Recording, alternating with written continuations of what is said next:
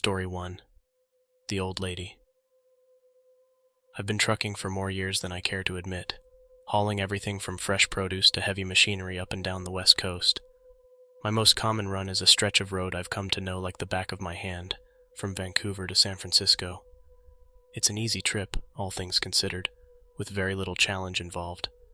I tend to prefer driving into the night because there's less traffic, and the quiet of the road suits me just fine. Of course, driving around in the middle of nowhere during the witching hour means I've seen my share of strange things. Weird lights in the sky, strange creatures, and movements just beyond the reach of my headlights. You name it, I've probably seen it. But none of that stuff has ever scared me nearly as bad as the people you see walking along the shoulder of the road far from civilization. Truckers call these people shoulder walkers, and you should never, ever stop for them. I found this out the hard way. I noticed my first one years ago. It was a lady in a blue summer dress, just strolling down the side of the highway underneath the full moon, not a care in the world. We were on a stretch that was miles and miles away from anything in either direction, and I was the first vehicle on the road that she'd likely seen since dusk. She didn't even look up to acknowledge me. Instead, she just kept on walking with a sort of vacant smile. I chalked it up to some hippie from the Oregon Trail hopped up on something from a nearby campsite and kept driving. But she was only the first. One night a few years ago, I passed by what looked like an old lady. She was in a hospital gown and looked just like someone on death row. Sunken, given up on life sort of eyes, frizzy white hair and pale skin. She was smiling just like her grandkids had called her name. Her pace was a slow shuffle along the shoulder, and looking at her I could imagine the sound of her hospital slippers running just over the top of the gravelly road. I wanted to keep driving because, well, to be honest, she gave me the willies. But hell, she reminded me of my own sweet grandma, God rest her soul. So I brought my rig to a slow stop, collected up the flashlight I kept in my glove box, and stepped out of the cab. I could hear her coming before I could see her as I'd driven a few meters ahead of her due to the long stop time. Scrape, scrape, scrape. I could visualize her wrinkly feet in those hospital slippers, shuffling ever onward. Quickly I checked the Maps app on my phone and saw that the closest town to where we were was over 50 miles. No way this old lady was walking that. Putting my phone in my jeans, I held up my flashlight and started walking towards the sound of her footfalls. Hello, ma'am? I called out, hoping that she would speak up. No such luck, just more scraping. My hairs were on edge now as I waited for her to enter into the dim light of my flashlight. After some time, the scraping was finally accompanied by a ghostly appearance that began to come into view. The sight of the old lady was horrifying. Up close, she looked so much more sickly, I guess I could say. "Ma'am, are you okay? You're in the middle of nowhere, you know?" She didn't say a word. She just kept smiling and moving steadily forward. My heart began thumping in my chest as she approached. She's just senile, and she needs my help, I thought out loud. When she got within 10 feet or so of me, her wrinkled hands began to reach slowly up. Her fingers wiggled in my direction like a grandma reaching for her grandchild's face. She opened her mouth but didn't say anything, just grinned at me with pale gums. The realization that I should not have stopped washed over me. Every instinct in my body was screaming that it was time to leave, immediately. As I turned back towards my truck, eager to put as much distance between me and this unsettling scene as possible, I stumbled over my own feet and fell to the ground with a hard thud. Before I could even register what had happened, and with a speed that I would say is unnatural, she was standing over me. Without a second thought, she reached down and grabbed hold of my ankle with a grip that felt as cold as ice and as firm as steel, and I was getting dragged down the road. Desperately I pulled back, but her grip was superhuman, and the addition of my weight didn't seem to slow her walk in the least. I screamed as she stared down at me with those beady, sunken eyes, mouth agape in a smile. I kicked at her with all the fight I had in me with little effect.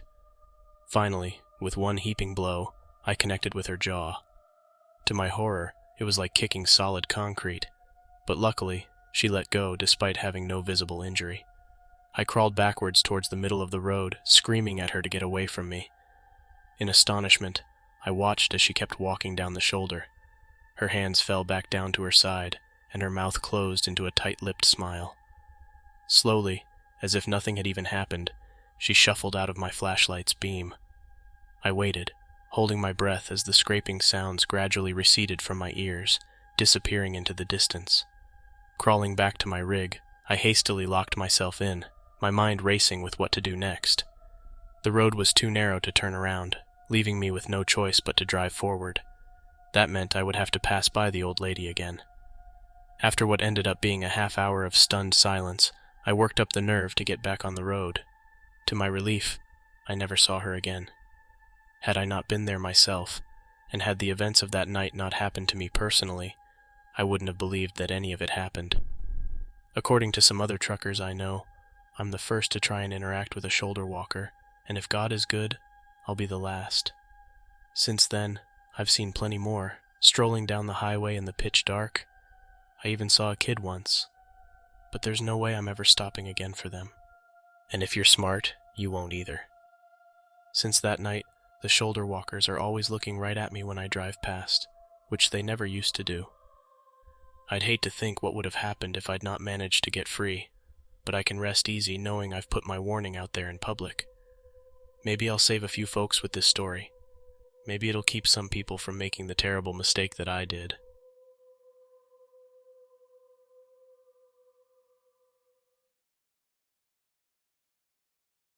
Story 2. The Fog. Years ago, around the holiday season, I had a late-night haul that took a turn for the downright eerie. I worked for a major retailer and was tasked with delivering a shipment to a location in rural Kentucky. They knew I could make time, so they gave me the assignment, and I hit the road thinking that it'd just be another run. It was pushing 3 a.m. when this uneasy feeling crept over me. At first, I brushed it off as fatigue, popped a couple of energy drinks, and kept my eyes on the road. But as I pressed on, a subtle change began to unfold outside my windows. At first, it was just a thin mist slinking across the pavement, a common sight in the early hours. But as the miles ticked by, that mist began to thicken into a dense wall of fog, the likes of which I'd never encountered in all my years behind the wheel. It was as if the night itself was condensing, filling the air with a heavy opaque curtain that swallowed up the beam of my headlights. Visibility dwindled down to a mere whisper of its former self. The white lines marking the edges of the highway blurred and vanished, leaving me navigating by instinct more than sight. It came to a point where I could barely see past the hood of my rig. That's when I knew I had no choice but to ease off the gas, guide my rig to the shoulder, and concede to the enveloping fog. Sitting there in the silence, my truck suddenly died. Complete silence. No lights, no engine hum, nothing. I reached for the CB, trying to get anybody on the line, but it was dead. My cell phone? No signal. So there I was, all alone, stranded in a blanket of fog, contemplating my next move. At least I thought I was alone. After sitting there for a few minutes, I began to hear what I believed to be crying coming from somewhere outside my truck. It was a child's cry, or so it seemed at first, but the sound slowly twisted, turning into what sounded like a woman's cry. I'm not one to get easily spooked, but there was something about that sound that was downright chilling. I refused to step out of my cab. Instead, I rolled down the window and called out, asking if anyone needed help. The crying stopped abruptly, and for a moment, all was quiet again. As I sat in my truck, trying to calm my racing heart, I rolled up the window, eager to leave that nightmare behind. Yet, the terror wasn't quite done with me. Almost immediately, I began to hear tapping and scratching noises from the outside, as if something, or someone, was trying to get in. My heart pounded against my ribcage. Peering into the darkness, I thought I could see shadows moving around my truck. They slid in and out of my vision, never quite solidifying into a form I could recognize. Was someone out there? Or was my mind playing tricks on me, fueled by fear? I couldn't tell. Then, as if things couldn't get any worse, I began to hear laughing. It was sinister, and it felt personal, like it was meant for me. The more frightened I became, the louder and more intense the laughter grew. I tried to start my truck, but it did nothing. It just sat there like a brick on the side of the road.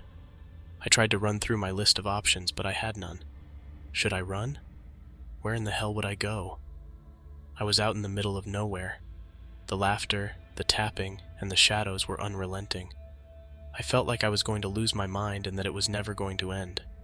But then, as suddenly as it started, everything stopped.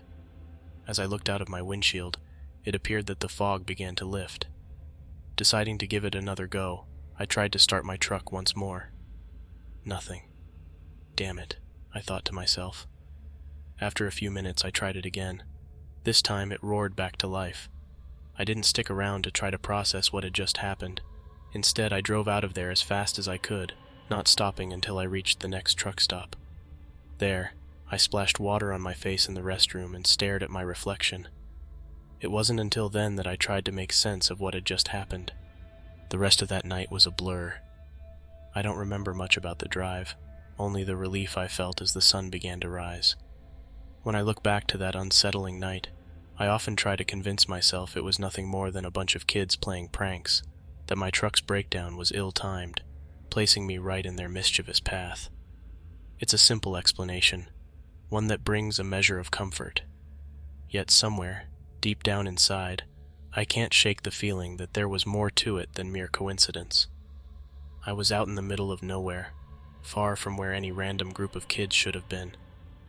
There's a persistent feeling that what I went through that night was more than ordinary, an encounter that goes beyond what can be easily explained away. It's an event that stubbornly resides at the periphery of my understanding, a mystery that I must reluctantly accept may never be unraveled.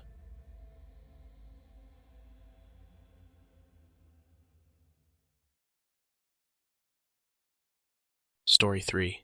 Something Stalking. I've been hauling for the better part of 3 decades now. It's a life full of long, solitary roads and countless nights under the stars. Some good, some not so much. Driving trucks is about 90% boring monotony and about 10% crazy stuff that you'll never be able to explain. One of those crazy stories happened to me a few years ago.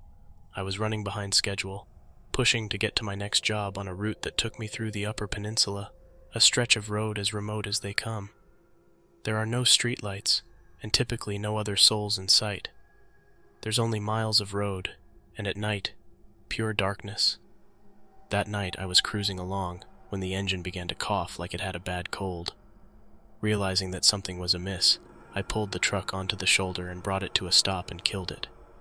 Realizing that I was out in the middle of nowhere, I tried to restart it but had no luck. Though the lights and the electronics worked, the engine wasn't going to crank back up. At first, the sudden halt was just another aggravating setback. I was already behind on my schedule and could ill afford the delay. My hands scrambled for my phone, irritation bubbling as I punched in the numbers for roadside assistance. But as I peered out into the void, waiting on hold, a vague silhouette darted across the horizon. It was too large to be dismissed as a trick of the light, yet it moved with an eerie stealth that set my nerves on edge. The annoyance I had felt was quickly replaced by a creeping sense of unease. After what felt like an eternity, I finally got through to someone. They told me it'd be an hour or so before help could arrive. So there I was, sitting in my cab, the silence only broken by the rhythmic clicking of my hazard lights. As I waited, I tried to keep a sharp eye, scanning the dark expanse that stretched out before me. For a moment, all was quiet and clear. Then, a sudden movement in the distance snapped me to attention. My hand shot to the high beam switch in a knee-jerk reaction, and the world in front of me was illuminated in a stark, white light. Just a few yards out in front of me stood a trio of wolves. They were hunched over the twisted form of what looked to be a deer, their muzzles buried in its lifeless body. I gave the horn a long, blaring press, hoping to drive them away. The sound tore through the night, but the wolves barely flinched. Instead, they raised their heads in unison, their eyes glinting like cold amber in the headlights, fixing me with a stare that seemed to cut through the chill. For a heartbeat, we just looked at each other, man and beast, caught in a standoff. The wolves' indifferent gaze seemed to acknowledge my existence, but nothing more. As if deciding I wasn't worth the bother, they returned to their grisly meal, dismissing me entirely. I felt a shiver crawl up my spine, and with a sudden urgency to retreat from their disquieting presence, I killed the high beams. Except for the faint glow of my hazard lights, I was once more enveloped in darkness. the silence of the night reclaiming its territory as the wolves continued their feast, unfazed by my human interruption. Then, out of nowhere, a scream shattered the silence. It sounded like a woman's scream, full of terror, right behind the truck, although I don't believe that it was actually a woman. Before I could process it, something slammed into my truck with enough force to rock it. Panic set in. I blasted every light I had, honking the horn, scanning the surroundings for any sign of life. Nothing but a fleeting shadow and the sudden absence of the wolves, which told me all I needed to know about what might be lurking out there. The night air filled with the sounds of something massive moving just beyond the tree line, snapping branches and rustling leaves. I was frozen, gripping the steering wheel, eyes darting in every direction, praying for the mechanic to show. 5 minutes went by, then 10, then 20. It felt like an eternity. The minutes dragged on like hours, each one heavier than the last, as I sat trapped in my own apprehension. Just when the weight of solitude seemed to become unbearable, a distant glow broke through the suffocating darkness. The sight of those approaching headlights was like a lifeline being thrown out to me. I felt the tension in my shoulders ease, and a breath I hadn't realized I was holding finally escaped my lips. But the solace was short-lived. I watched, heart hammering in my chest, as the mechanic halted his truck with a jolt and swung the door open. Just as his boot touched the ground, the scream pierced the night again, closer this time, more visceral. In an instant, his posture shifted from one of assistance to primal alarm. He recoiled, scrambling back into the cab of his truck as if the very ground in front of him had turned to fire. His door slammed shut with a bang that echoed through the stillness. Moments later, my phone rang. I answered, and the mechanic's voice came through, a tremor of unmasked dread undercutting his words. "What in God's name was that?" he stammered. I could only reply with a stifled voice, my own fear mirroring his. We were two men, bound by the same unknowable terror, with not a single answer between us. We decided that we weren't going to take any chances, so we called for police backup. When the police arrived, we explained the situation and they flooded the area with light.